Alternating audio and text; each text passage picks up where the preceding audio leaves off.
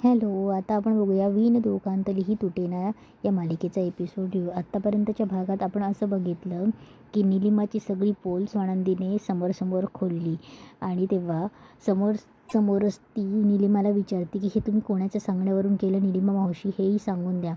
तेव्हा मल्लिका थोडं नाटक करते चक्कर येण्याचं आणि निलिमाला खुणावते की इथून जा म्हणून.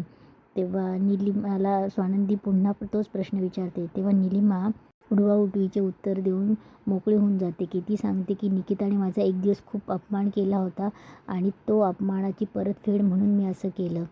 तेव्हा स्वानंदी बोलते की आता या गोष्टीची शिक्षा तर व्हायलाच पाहिजे.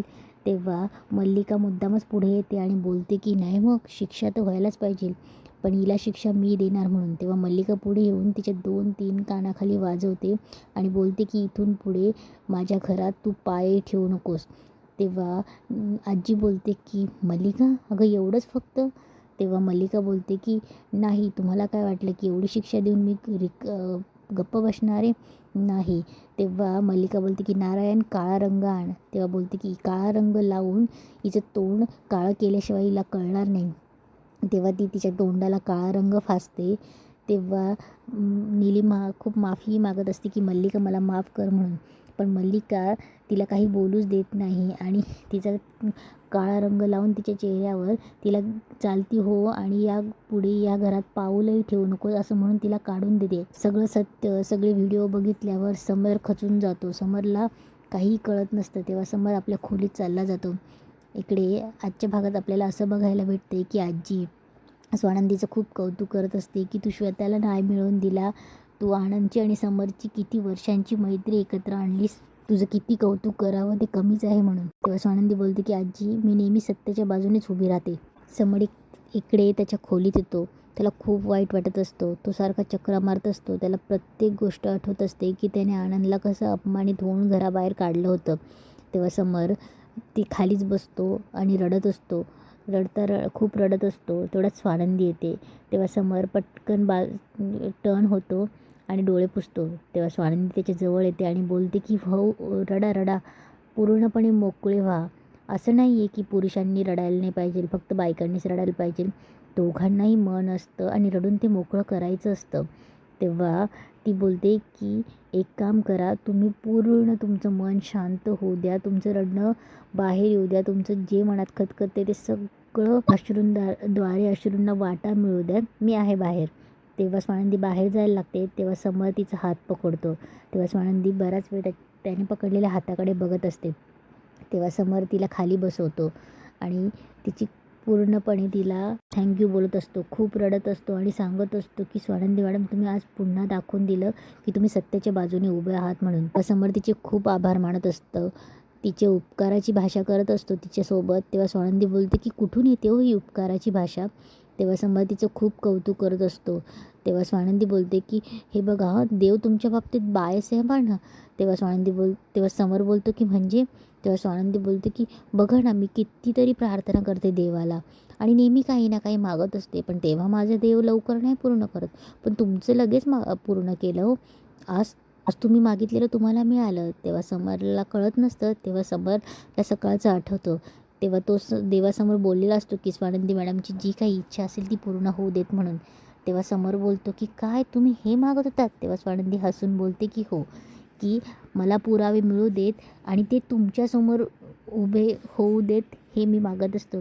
तेव्हा समर बोलतो की थँक्यू. तेव्हा स्वानंदी स्माईल करते. तेव्हा समर स्वानंदीला सांगत असतो की मला आनंदची हात जोडून माफी मागायची, तुम्ही त्याला फोन करा आणि हे सगळं सांगा. तेव्हा स्वानंदी त्याला खुणवते की नाही नाही, हे माझं काम नाही आहे. तेव्हा समर बोलतो की का असं का करतायत तुम्ही? इतकं सगळं तुम्ही केलं, मग हे करायला काय प्रॉब्लेम? तेव्हा स्वानंदी बोलते की इतकं सगळं केलं म्हणजे माझं कामच ते होतं की तुम्हाला पुरावे शोधून देणे. हे बाकीचं काम तुमचा मित्र आहे, ते तुमचं तुम्ही बघा. आता माझं काम संपलं आहे म्हणून. तेव्हा स्वानंदी जायला लागते. तेव्हा समोर उठतो आणि बोलतो की स्वानंदी मॅडम थांबा, तुम्ही मित्राला असं अर्धवट सोडून जाणार आहेत का? तेव्हा स्वानंदी समरला सांगत असते की आता काय? तेव्हा समोर बोलतो की असं तुम्ही मित्राला अर्धवट सोडतायत काय? तुम्ही फोन नाही करू शकत त्याला? तेव्हा स्वानंदी बोलते मी का फोन करू? तुमचा मित्र आहे ना, माझं काम संपलं आहे, तुमची केस तेव्हा समोर बोलतो की तुम्ही गुप्तहेर आहात ना? तेव्हा स्वानंदी बोलते की होते, गुप्तहेर होते, आता नाही. तुमची केस माझ्याकडे होती, मी तुम्हाला त्याचे पुरावे मिळवून दिले, केस क्लोज झाली. आता तुम्ही तुमचं बघा काय आहे ते. आता आता माझं एवढंच काम होतं. तेव्हा समर स्वानंदीला बोलता बोलता बोलून जातो की आता तेव्हा स्वानंदी समरला बोलते की मी तुमची आता कुठलीच मदत करू शकत नाही. तेव्हा समर बोलतो की असं का, बायको तर आहात ना तुम्ही. तेव्हा स्वानंदी एकदमच शांत होते. तेव्हा समरही शांत होतो. तेव्हा समर बोलतो की म्हणजे थोडा अडखळतो आणि बोलतो की नवरा बायकोचं नातं आहे ना आपलं. जरी आपल्या दोघांमध्ये काही नसेल पण जगासाठी नवरा बायकोचं नातं आहे ना, आणि तुम्ही नवऱ्याचं एवढंही नाही ऐकणार. तेव्हा स्वानंदी त्याच्याकडे बघते. तेव्हा समोर बोलतो की करा ना तुमच्या नवऱ्यासाठी एवढं, मग करा फोन. तेव्हा स्वानंदी बोलते की नाही नाही, मी फोन करणार नाही, माझं काम झालं आहे, आता तुम्ही तुमचं फोन करा. तेव्हा समोर बोलतो की तुम्ही एवढं पण नाही सांगणार आहे की मला आनंदला मनापासून सॉरी म्हणायचं आहे, पण मी कसं म्हणू. तेव्हा स्वानंदी बोलते की कसं म्हणू काय, तुमच्या मित्राला सॉरी म्हणायचं हे मी कसं सांगू तुम्हाला. थोडं रिवाइंड करा, पाठीमागे जा, आठवा जरा. तेव्हा स्वानंदी बोलते की पाठीमागे जा, रिवाइंड करा, बाय. आणि स्वानंदी जायला लागते, हसत निघून जाते. तेव्हा इकडे मल्लिका, अंशुमन आणि अर्पिता बोलत असतात. तेव्हा अंशू बोलतो की मॉम जाम फसलो आहे आपण आता. तेव्हा अर्पिताही बोलत असते की मॉम तू निलिमा मावशीला का शिक्षा दिली, असं का केलंस तू. तेव्हा मल्लिका बोलते की मूर्ख आहेस का तू, तिला जर शिक्षा दिली नसती ना तर ती बका सगळं बोलून गेली असती. आणि स्वानंदी तुला माहितीच आहे की ती कसलेली, त्याच्यामुळे मला तिला शिक्षा द्यावीच लागली. तेव्हा अर्पिता बोलते की हो मॉम, पण तू तिला मारायचं काय गरज होती. तेव्हा मल्लिका बोलते की तिला मारलं नसतं ना, असंही तिच्यावर राग माझा होताच. रंगपंचमीच्या दिवशी तिने आपला प्लॅन सगळा फिसकटला आणि तिच्यामुळे आपल्या चेहऱ्यावर काळा रंग पडला आणि आपण काळा रंग घेऊन फिरत होतो.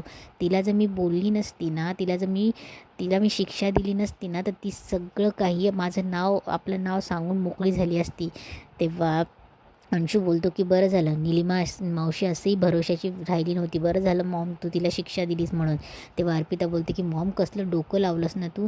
तेव्हा मल्लिका बोलते की चालवावंच लागणार ना बाळा, कारण की तुम्ही डोकं चालवत नाही ना, म्हणून मला हे डोकं लावावंच लागणार आहे.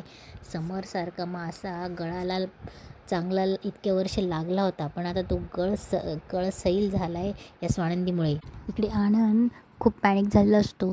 तो सारखा फोन चार्जिंगला लावत असतो. तेव्हा निकिता विचारते की आनंद काय चाललं तुझं, अरे फोन चार्ज आहे तुझा. तेव्हा आनंद बोलतो की नाही नाही अगं, बॅटरी डेड झाली म्हणजे. तेव्हा निकिता बोलते की अरे कशी डेड होणार आहे जर फुल चार्ज असताना. तेव्हा तो तिचाही फोन लावतो. तेव्हा निकिता बोलते की अरे माझाही फोन का शोधतोस तू, माझा आहे चार्जिंग फोन. तेव्हा तो बोलतो की चार्जिंग नाही, मी मला फोन करतोय, फोन येतो की नाही ते बघतोय. तेव्हा निकिता बोलते की आनंद काय चाललं आहे तुझं, बस इकडे. तेव्हा आनंद बोलतो की निकिता मला खरंच कळत नाही गं, समोरचा फोन आला तर आणि तो माझ्याकडनं मिस झाला तर. आनंद इतका सैरभैर झाला असतो ना. तेव्हा निकिता बोलते की तू सैरभैर होऊ नकोस म्हणून. इकडे समरलाही कळत नसतं की मी आनंदला कसं सॉरी बोलू. तेव्हा तो स्वानंदीला बोलत असतो की स्वानंदी मॅडम मला सांगा ना. तेव्हा स्वानंदी बोलते की अहो मी काय सांगणार आहे, आठवा तुम्ही जरा पाठीमागे, इथून मागे आनंददादा आणि तुमच्यामध्ये असे काही क्लेशेस झाले, तुम्ही काय करायचात. तेव्हा समर थोडा विचार करतो आणि बोलतो की मैत्रीण मॅडम तुम्ही खूप ग्रेट आहात. तेव्हा स्वानंद तेव्हा समर बोलतो की मला तर असं वाटतंय ना की आनंदला आणि तुम्हालाच साष्टांग नमस्कार घालायला पाहिजे. तेव्हा समर खरंमध्ये डायरेक्ट स्वानंदीला साष्टांग नमस्कार घालतो. तेव्हा स्वानंदी ही लाजते आणि त्याला पटकन उठवते आणि बोलते की हे काय साष्टांग वगैरे. तेव्हा समर तिचे खूप आभार मानतो की अरे तुम्हाला कसं कळतं, मला आनंदशी कसं बोलायचं ना हेही तुम्ही मला सांगितलं आहेत म्हणून. तेव्हा स्वानंदी बोलते की हो ना, मग आता काय करणार आहेस. काय करणार आहेत. तेव्हा समर हसून तिथून चालला जातो. समर त्याच्या गोडाऊनमध्ये येतो. तेव्हा समर त्याच्या स्टोरूममध्ये येतो आणि स्टोरूममध्ये त्याची खूप जुनी सायकल असते. तेव्हा तो ती सायकल काढतो आणि सायकलीकडे बघत असतो. ती सायकल पूर्णपणे धुळीने भरलेली असते. तेव्हा समर तिच्याकडे बघत असतो. तेवढ्या तिथे स्वानंदी येते आणि ऑइल घेऊन येते. तेव्हा समर बोलतो की तुम्हाला कसं कळलं. तेव्हा स्वानंदी स्माईल करते. तेव्हा स्वानंदी बोलते की जसं आपण ऑइलिंग करतो ना सायकलला, तेव्हा ती कशी झूपझाप आपल्याला घेऊन जाते, तसं नात्यांना पण ऑइलिंग करायला पाहिजे, म्हणजे नाती ही कशी नेहमी टिकाऊ असतात. तेव्हा समर बोलतो की बरोबर आहे तुमचं. तेव्हा समर त्या सायकल ऑइलिंग करतो. तेवढ्यात स्वानंदी सायकल धुण्यासाठी पाण्याची स्प्रे पण घेऊन येते. तेव्हा समर तो स्प्रे घेतो आणि पूर्ण ती सायकल धुवून काढतो. सायकल धुवत असताना तो थोडंसं पाणी स्वानंदीवर उडवतो. तेव्हा समर आणि स्वानंदी एकमेकांवर पाणी उडवून मस्ती करत असतात आणि हे अंशुमन बघत असतो. अंशुमनला खूप चीड येत असते. तेव्हा सायकल व्यवस्थित धुवून झाल्यावर समर खूप आनंदाने आनंदकडे सायकलवर जाण्यासाठी तयार होतो आणि स्वानंदीला खूप मस्त वाटत असतं आणि इथेच आजचा एपिसोड संपतो.